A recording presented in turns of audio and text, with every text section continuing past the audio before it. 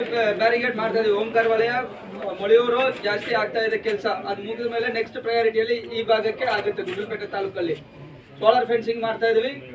Last year ಇಪಿಟಿನೂ Kundakere ಭಾಗದಲ್ಲಿ elephant proof trench ಆಗಿದೆ. ಮುಂದುವರೆದು ನಮ್ಗೆ ಅನುದಾನ ಬರುವಾಗ ನಾವು ಪ್ರಯಾರಿಟಿ ಮೇಲೆ ಮಾಡ್ತೀವಿ. ಎಲ್ಲೆಲ್ಲಿ ಆಣೆ ದಾಟ್ತಾ ಇದೆಯೋ ಅದನ್ನು ಇಮಿಡಿಯೇಟ್ಲಿ ರೇಂಜ್ ಆಫೀಸರ್ ಅವರವ್ರ ಲೆವೆಲಲ್ಲೇ JCB ಇಟ್ಕೊಂಡು ಟಿಟಾಚ್ ಇಟ್ಕೊಂಡು ಇಪಿಟಿ ಮಾಡ್ತಿದ್ದಾರೆ. ಓಂಕಾರ ಕಡೆಯಿಂದ ಬಂದಿರೋರ್ಗೆ ಗೊತ್ತಿರುತ್ತೆ. ಬೇರೆ ಕಡೆನೂ ಅದೇ ತರ ರೇಂಜ್ ಆಫೀಸರ್ಗಳು ಕೊಟ್ಟಾಗಿದೆ.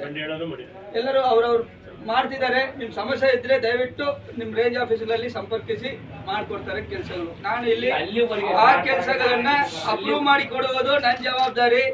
ಅವ್ರಿಗೆ ಪ್ರೊಸೀಜರ್ ಏನಿದೆಯೋ ಅದನ್ನ ಮಾಡ್ಕೊಡೋದು ನನ್ನ ಜವಾಬ್ದಾರಿ. ನಾನು ಮಾಡ್ಕೊಡ್ತಾ ಇದ್ದೀನಿ. ಕೆಲಸಗಳು ಆಗ್ತಾ ಇದಾವೆ. ನಿಮ್ ಸಮಸ್ಯೆಗಳು ಒಂದೇ ದಿನದಲ್ಲಿ ನಾವು ಎಲ್ಲ ಪ್ರತಿ ಕೆಲಸಗಳು ಮಾಡೋಕ್ಕೂ ನಮ್ಗೂ ಆಗಲ್ಲ. ನಮ್ಗೆ ಎಷ್ಟು ಜನ ಇದ್ದಾರೆ, ಎಷ್ಟು ದುಡ್ಡು ಬರುತ್ತೆ ಸರ್ಕಾರದಿಂದ, ಅದಕ್ಕೆ ನಾವು ಕೆಲಸ ಮಾಡ್ತೀವಿ.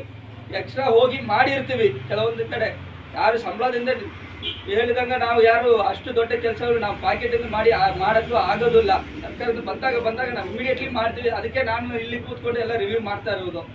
ದಯವಿಟ್ಟು ನಮ್ಮ ಮೇಲೆ ಭರವಸೆ ಇಟ್ಕೊಳ್ಳಿ. ಇಲಾಖೆ ದಯವಿಟ್ಟು ನಾವು ರೈತರ ಸಮಸ್ಯೆಗಳು ಬಗೆಹರಿಸಕ್ಕೆ ನಾವು ಅಷ್ಟು ಪ್ರಯತ್ನ ಪಡ್ತಾ ಇದೀವಿ.